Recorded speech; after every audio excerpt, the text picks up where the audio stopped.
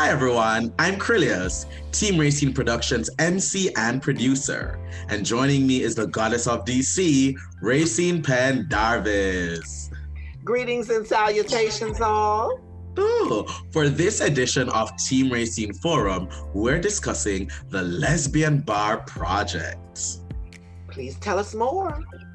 We discussed the Lesbian Bar Project and how they are trying to help 15 lesbian bars in the United States to remain open. Welcome, guests. Please introduce yourselves and tell us a little bit about the Lesbian Bar Project. My name is Charles Hayes IV. I serve as one of the co-producers for the Lesbian Bar Project. My pronouns are he, him, and I'm excited to be here. Awesome. Yeah, hi. Hi, my name is Ali-Oshatz. I use she, her pronouns, and I am the other co-producer of the Lesbian Bar Project. Amazing, amazing. And, tell us about Lesbian Bar Project, how it got started, and, what's the driving force behind this? Yeah, well, a lot of it comes back to one phone call that our two co-directors, Erica Rose and Alina Street, had back, right at the beginning of the pandemic in March, early April. And they were talking about how the last time they were in person together was at Ginger's in Brooklyn, a lesbian bar. I was also there.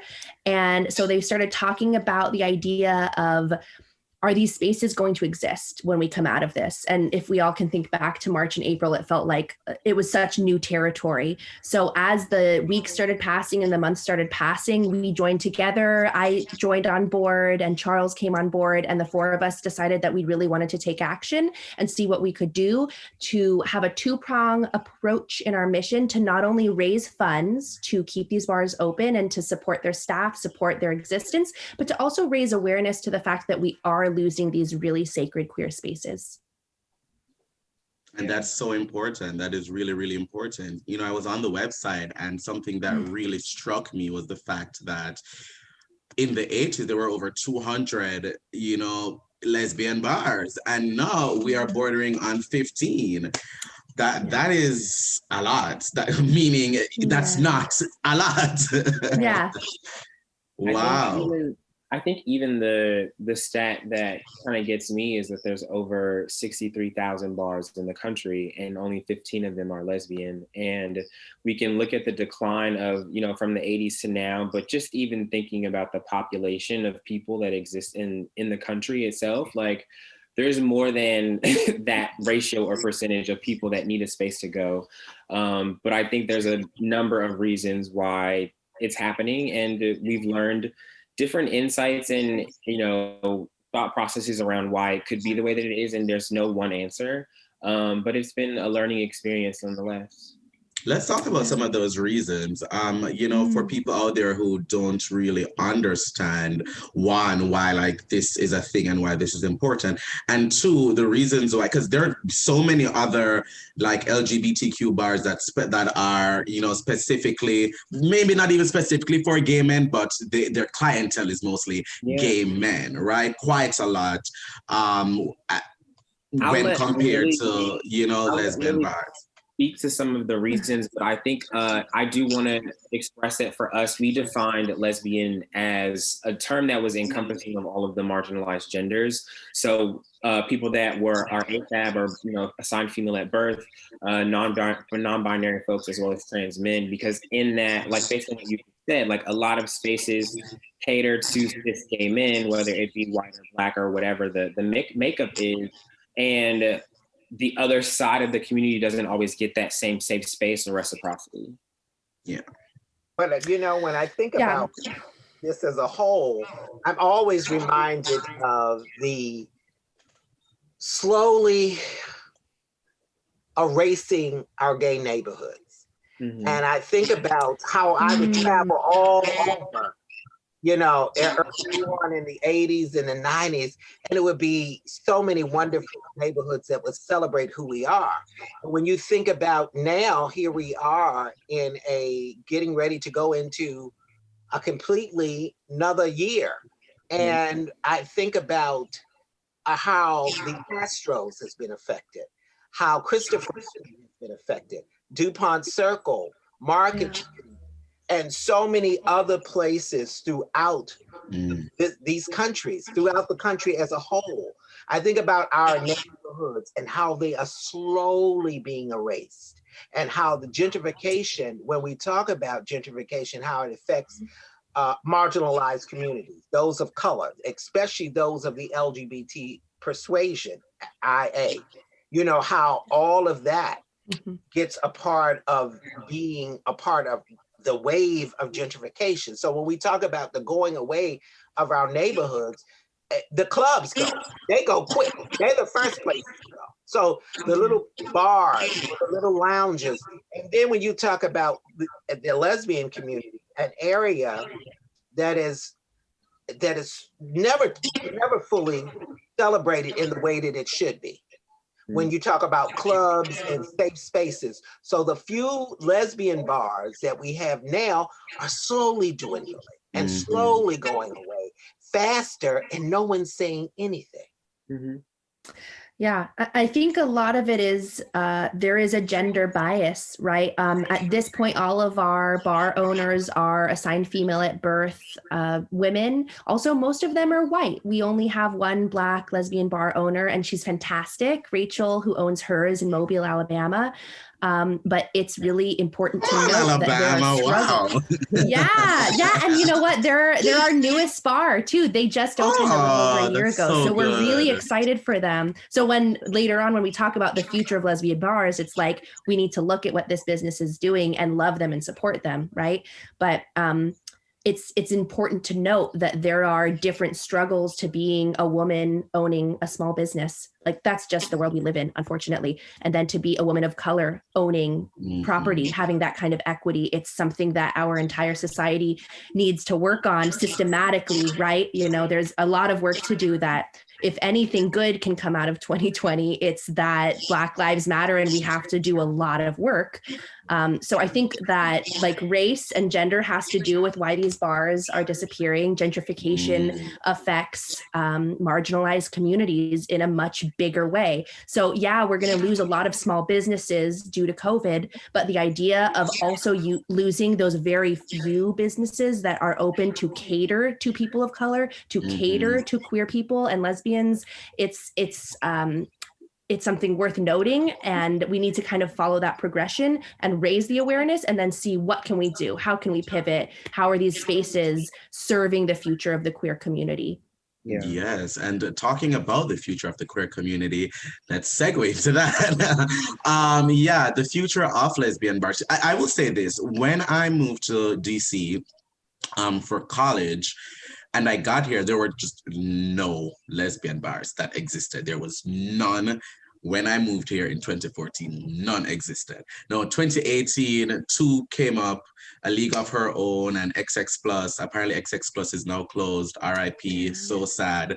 And that is one closure among many LGBTQ club closures within the last year. From 2018 into 2020, we have lost so many queer spaces here in the district, a whole lot. And I really don't even know what queer nightlife will look like when we come out of this pandemic. So let's look towards the future. Tell me what the future should look like when it comes to lesbian spaces and, you know, spaces like this for queer people. Well, so, I mean, in thinking about the future, it kind of forces me to think about the present. And it feels like we as a community adapt to whatever we're given. If we have a space to go to, we'll go. But if that's not available, then we'll go to, you know, the pop-up parties, or we'll go to the gay night at this bar, or we'll go to the night that's dedicated to us inside of another space. And I've had a hard time like deciding or confirming whether or not we're losing these spaces because we're adapting, or if we're adapting because we're losing the spaces. And it feels like a mixture of both. Like we want we want to have freedom. We want to go do these huge one-off parties, but I think there's something to say to having a home base, having somewhere to go where you can kind of just see people that look like you or talk to your favorite bartender or actually form a relationship and have it be a space where you can drink and be cared about or thought of versus like just going and getting drunk somewhere. Yeah. So, and even through this, like so many people have reached out and asking us like, well, how do I open my own bar? And for us, it's like, we don't know. Like, that's not in our purview as much as we would love for it to be. But I think that like, that was kind of one of the successes for me of the project is people being inspired to open spaces for themselves or people being inspired to find some way to create a safe space for, these different pockets of the community. And a little bit further, like, I don't know, we have such a divide. Like I was asked prior to this by friends, like, oh, you're helping the lesbians. And I was like, yeah. We love Charles. We need him. Just because, like, I don't know, because we all want to rally behind a cause. We all want to be in support of the community. But then it's like when we're presented with the opportunity to support another aspect, it's like, don't bring up another aspect of like an issue that we're facing and then say like, I can't support this because we need to focus on this. It's like, no, it all has to be thought of and cared for and taken care of so that we can progress as a community. Like I am grateful that we can have spaces that prioritize lesbians and these different pockets of people or pockets of the community. But I do think that there is a future where we have spaces that are for everyone, where no one feels like it's primarily male or it's primarily female, where we can just kind of be the LGBTQIA community. Yes, honey. We can just be queer together, girl. Yeah. I feel in order for us to get back to where we were, we came from a generation when you were oppressed, when we could not be free, when we could not be who we are. So we created pockets and communities and clubs that were safe because safety was our number one priority. Right. And our well-being was our number one priority. When we left out the club, were we going to be all right? We were going to be attacked going in. So we needed to have these places that we could call our own. So when we had those, it was always usually the women on the front line that created them, that always were fighting, especially for the trans community. I think about how our lesbian sisters, when we talk about the movement, so many of them are involved and along with the generation of Stonewall and Pride and all of that. So people have to begin to understand the history and why it is important in preserving spaces that preserve our history. When you preserve our history, it is important to know where we're going. There we go. And we are in spaces that club promoters need to begin to sit down. They need to begin to strategize among themselves and saying, instead of going to straight clubs, having a gay night, we are 30, 40, 50 promoters in a city. It is time for us to sit down, collectively form some kind of union, and begin to say we need to own again, we need to buy, and then understand the importance of the liquor license. And people don't understand how the importance, its power.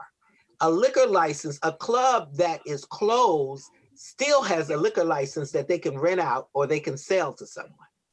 And a lot of times cities cap off numbers with liquor licenses where it is hard for new clubs to get a liquor license. But some old club owner is sitting on a liquor license that they are holding, and they could rent it out.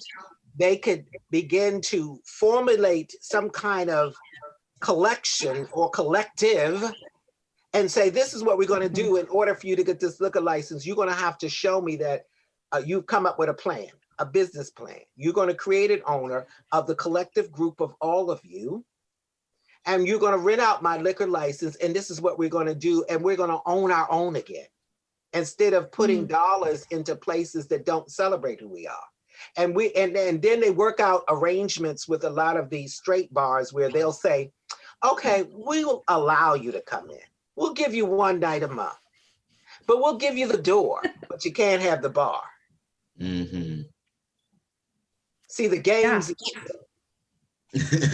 Yeah, I mean, there is a lot to be said for equity, and I mean, I like the idea of having a union having these town halls. I think I didn't go because I'm not in the Bay Area community, but I know in San Francisco, they sat down and they did have sort of a meeting of the minds to talk about nightlife and to talk about queer nightlife.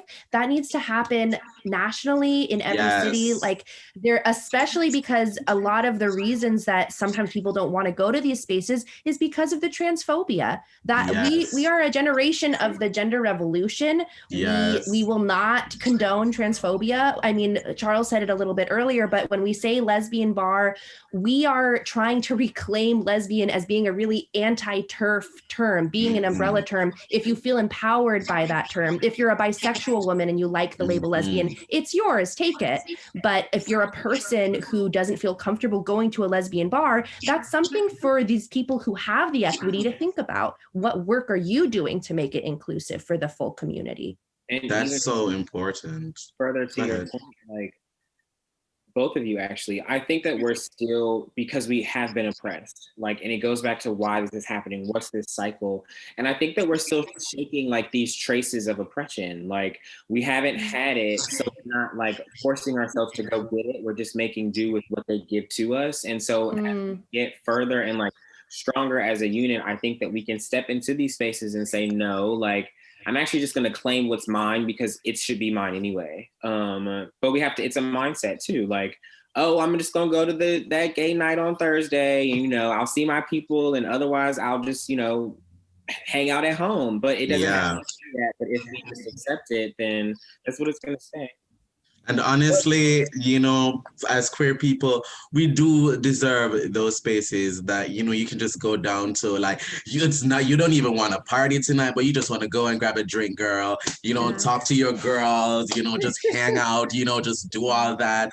And that's very important. One gay night at the straight place or whatever, one lesbian night at the straight place, and then everybody goes like, oh, it's the one night, and we all do that is a thing that's like, right, okay, exactly. Right, but just having a regular thing that you can go on a Tuesday night, on a Thursday to just chill, that is really, really, really important. And it's important for the community. It's important, in bringing us together, in, just all of that. Because, the straights have so many of that. They do. They have a shitload of that. Yeah. And it's even like, I keep like taking these thoughts and like going 30 miles further. It's like driving me nuts a little bit, but that also builds into our stereotypes. Like if we only get one night, then we have to capitalize on that night. So we're going to do everything that we want to do because we get this one opportunity. And we don't get a space to just be a lesbian or just be gay and just relax and chill. We feel like, no, I've got to show that I'm proud of me and like do all this stuff. And like, we don't, it doesn't have to be that way. Well, tell me, how much have the Lesbian Bar Project raised so far? And tell me about that and the fundraising and how that is going. Go ahead, Charles. Well,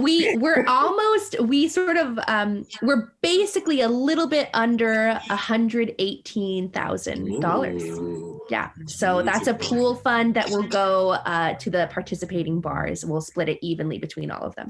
Oh, that's so wonderful. That is so wonderful. And hopefully with the donations that you get too, that can help to even propel more people to have more bars and all of that. So I look forward to that. Rayceen. I think what you're doing in a nutshell with this whole particular project, you're preserving history, whether you know it or not.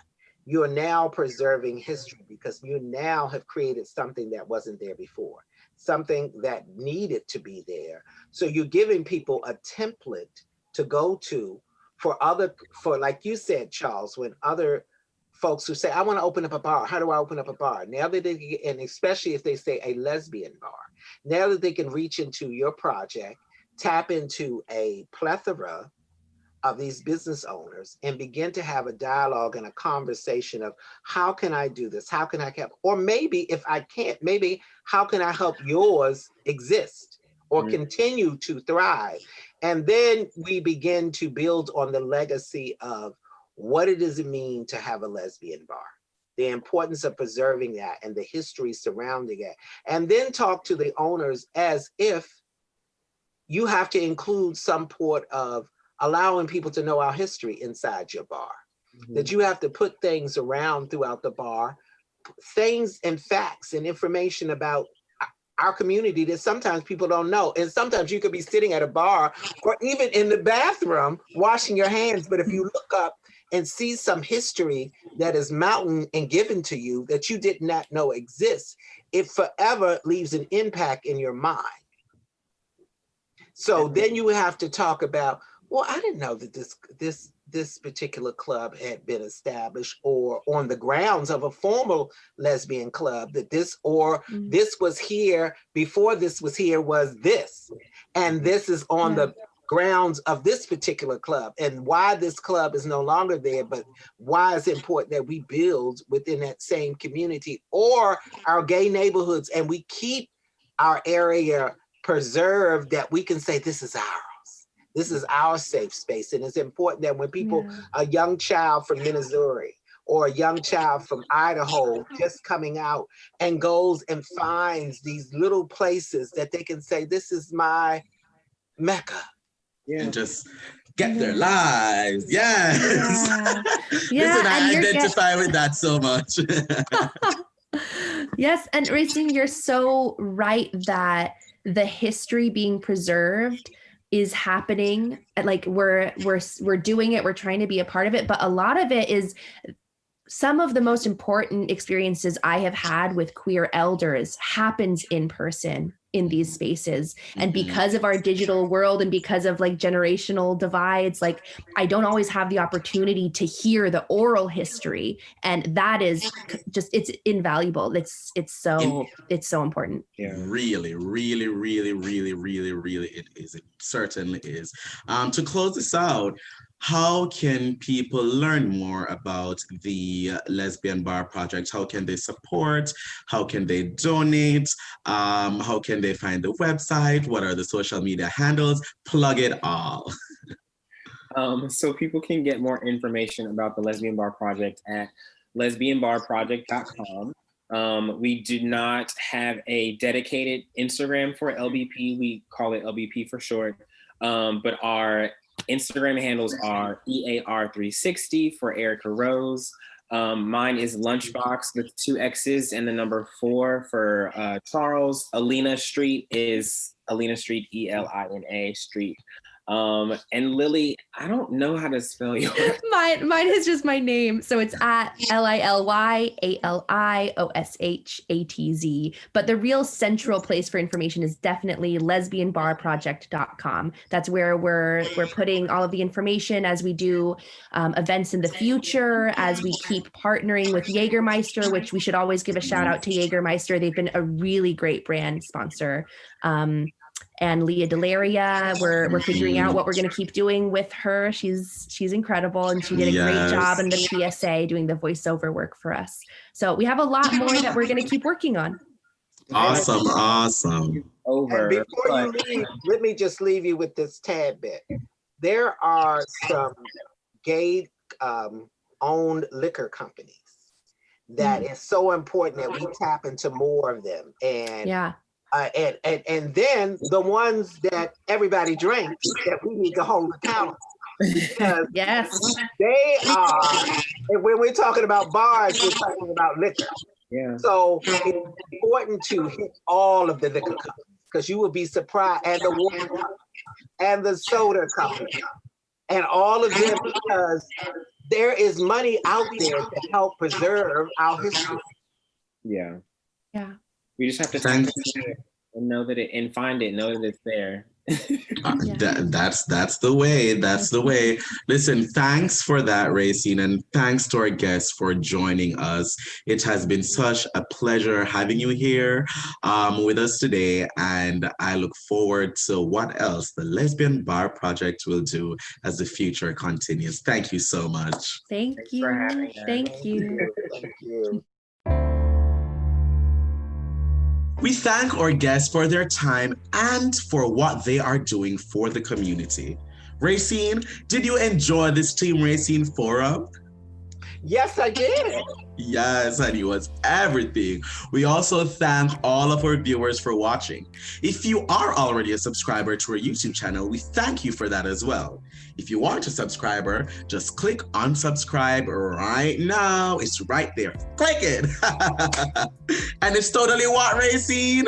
It's totally free. Love it, love it. The favorite word, honey. We thank you all for your support. Please use the links in the description to find additional information. Once again, thank you for watching.